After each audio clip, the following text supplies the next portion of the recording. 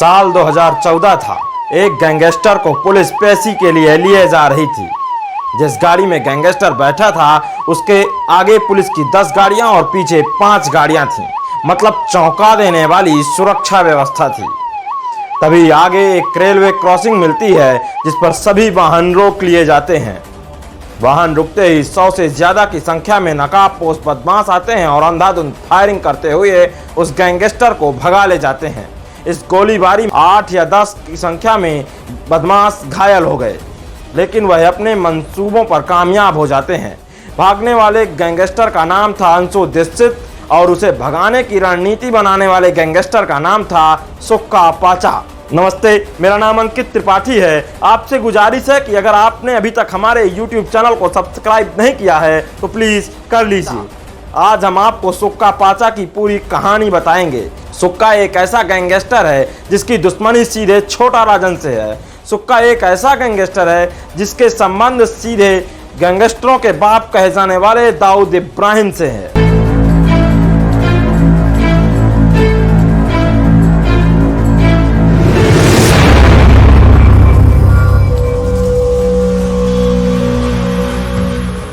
सुक्का पाचा का जन्म मुंबई के सवेरी इलाके में 30 नवंबर 1989 को हुआ था।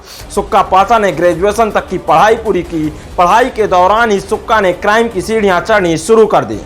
इस दौरान उसे एक लड़की से प्यार हुआ जो कि सिंधी कल्चर से बिलोंग करती थी और सुक्का मुस्लिम समुदाय से बिलोंग करता था। लड़की के परिवार वालों को यह मंजूर नहीं था कि उनकी लड़की के संबंध किसी दूसरे गैंगस्टर से रहें, वो भी किसी दूसरे समुदाय के। पहले परिजनों ने लड़की को समझाने की कोशिश की मगर लड़की नहीं मानी। फिर लड़की के घर वालों ने सुक्का पाचा पर गलत इल्जाम लगाकर उसे जेल में डलवा दिया। कई महीनों तक सुक्का जेल में रहा। फिर सुक्का की जेल से रिहाई हुई। जेल से छूटने के बाद सुक्का और उसकी गर्लफ्रेंड की मुलाकात एक बार फिर हो गई। आखिर काफी सालों का प्यार जो था। सुक्का और उसकी गर्लफ्रेंड की स्टोरी आगे सुनाऊंगा जो कि बहुत ही इंटरेस्टिंग है। अब यहाँ से सुक्का के जुर्म की स्पीड 2 गुनी हो चुकी थी। सुक्का पाचा का सवेरी में इतना नाम था कि वहां पर काम करने वाला बड़ा से बड़ा बिजनेसमैन उसे हफ्ता देता था। जो नहीं देता समझो सुक्का उसका काम तमाम कर देता। सुक्का पाचा को हथियारों और नई बंदूक के साथ फोटो खिंचवाने का बहुत शौक था। इस दौरान कई बार सुक्का को जेल भी हुई मगर उसका कारोबार जेल से भी चलता रहा। किसी को भी मारना हो, किसी के नाम की सुपारी लेनी हो, इस तरह के सभी वह काम जेल से करता था। जेल में मोबाइल फोन सुक्का पाचा लगातार यूज करता था। जुर्म की काली दुनिया में एंट्री के बाद सुक्का पर अलग अलग थानों में मामले दर्ज हुए मगर उस पर सबसे ज्यादा मामले डकैती के थे। आपको बता दें कि सुक्का को नॉर्मल कैदियों के साथ नहीं रखा जाता, उसे एक अलग सेल में रखा जाता है। ये वही तस्वीरें हैं जिन्हें सुक्का ने जेल के अंदर से खींची हैं और अपने सोशल मीडिया पर शेयर की हैं। आपको जानकर हैरानी होगी कि सुक्का पाचा दाऊद के साथ काम किया करता है। पुलिस रिकॉर्ड से पता चलता है कि कई बार वह दाऊद से मिलने दुबई और कराची भी जा चुका है। एक बार तो सुक्का को फर्जी पासपोर्ट के साथ गिरफ्तार भी किया गया था। फिर सुक्का ने मुंबई में अपना एक अलग से गैंग बनाया जिससे वह मुंबई में अपराध करके तहलका मचाने लगा। ऐसा कहा जाता है कि जब सुक्का किसी को जेल में मारता था तो उस दिन सुक्का अपने इंस्टाग्राम और फेसबुक पर बकायदा वीडियो शेयर करता था। फिर भी स्थानीय पुलिस उसे कुछ नहीं कहती थी। सुक्का से सिर्फ क्राइम ब्रांच और ATS की टीम ही पूछताछ करती थी। सुक्का का पिता भी बदमाश था। 1993 के बम ब्लास्ट केस में सुक्का के पिता का नाम आया था। सुक्का के पिता पर दिन दहाड़े मुंबई में AK-47 लेके घूमने का आरोप था। अब आपको सुक्का की गर्लफ्रेंड के बारे में बताते हैं कि आखिर आगे हुआ क्या। जेल से छूटने के बाद सुक्का की मुलाकात एक बार फिर उस लड़की से हो गई।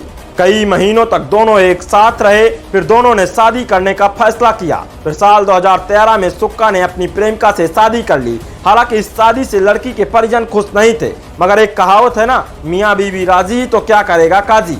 ठीक वैसा ही हुआ। दोनों ने परिजनों के खिलाफ जाकर शादी की। शादी के कुछ महीने बाद ही दोनों के बीच विवाद होने लगा। फिर एक दिन पत्नी ने थाने में जाकर सुक्का के खिलाफ तहरीर दे दी। फिर कुछ दिनों के लिए सुक्का जेल गया और जेल से बाहर भी आ गया। फिर दोनों के बीच एक बार फिर नजदीकियां बढ़ी और दोनों एक साथ फिर आ जाते हैं।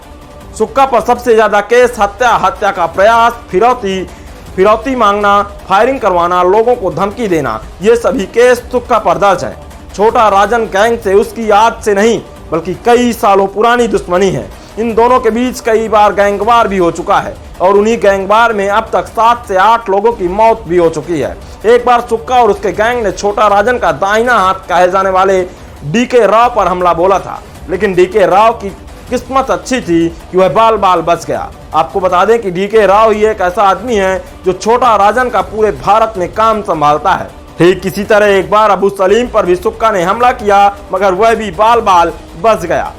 इन दोनों हमलों के बाद सुक्का पर भी दुश्मनों ने हमला किया, मगर वह भी किस्मत का धनी था जो इन हमलों से बच गया। एक बार मुंबई सत्र अदालत में सुक्का पर फायरिंग हुई, लेकिन वह बच गया। इस हमले में एक पुलिसकर्मी शहीद हो गया था।